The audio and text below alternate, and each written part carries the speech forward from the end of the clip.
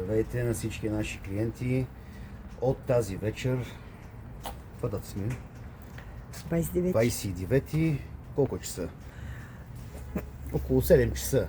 От 29 януари 7 часа вечерта нашия млекомат започва да работи само с евромонети. Не връща ресто. Колкото евро пуснете, толкова мляко ще ви даде млекомата. Цената ще бъде 1 евро за литър мляко.